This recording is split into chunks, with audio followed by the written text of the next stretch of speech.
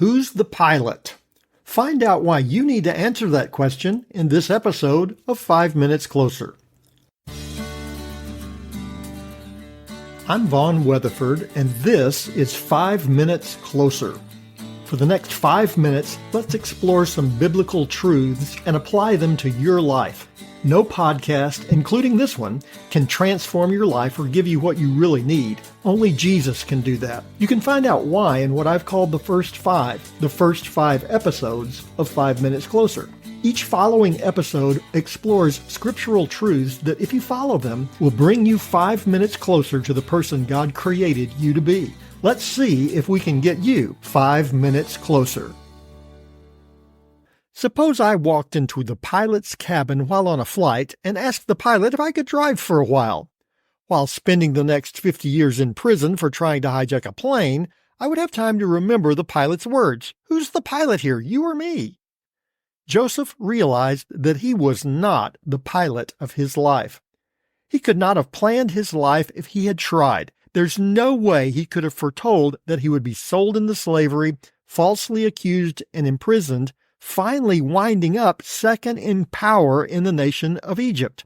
And yet there he was, with the power to take retribution over his brothers who had sold him into slavery so many years before.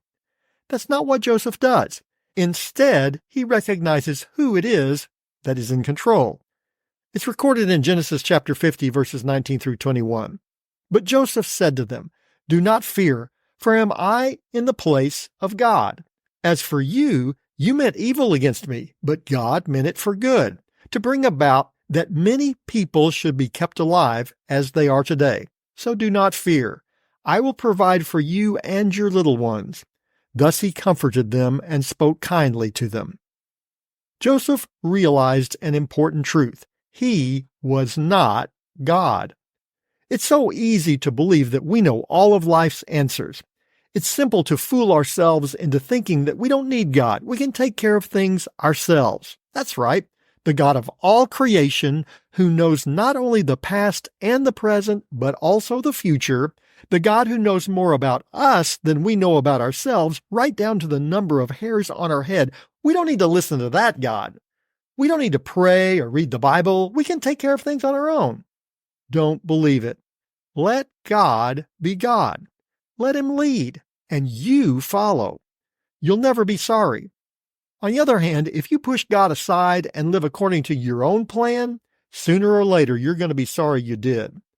Like Joseph, we can avoid that situation if we will only let God be God. Because he let God be God, Joseph learned the power of forgiveness. Joseph could forgive his brothers because he knew that in God, neither he nor they had anything to fear.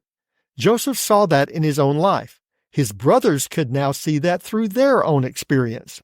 Even what they had meant for evil, God had used for good.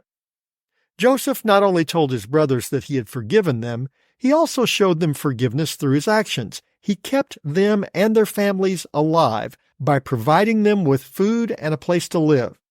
He exhibited the forgiveness that Jesus would one day teach when he told his disciples to love their enemies.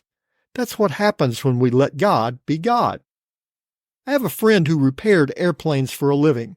He worked on everything from private single-prop planes to 747s. People from private citizens to international government officials have flown on planes that he helped repair. Imagine if I approached you and told you that I repaired your plane. I don't know an altimeter from an alternator. If I worked on your plane, it'd be a really good day to take the bus. Joseph knew who had repaired his life and the lives of his brothers. It wasn't him. Because he trusted God, Joseph could forgive the worst enemies in his life. You can do the same. Is there someone you need to forgive? Remember, you're not God. Are you facing an obstacle so significant you don't know what to do? Remember, you're not God. You can live in confidence and forgive in grace, because now you're 5 minutes closer. My prayer is that these 5 minutes have challenged you, inspired you, and caused you to consider applying God's message for your life from His Word. To find out more, visit our website at 5minutescloser.com. Join me next time to see if we can get you 5 minutes closer.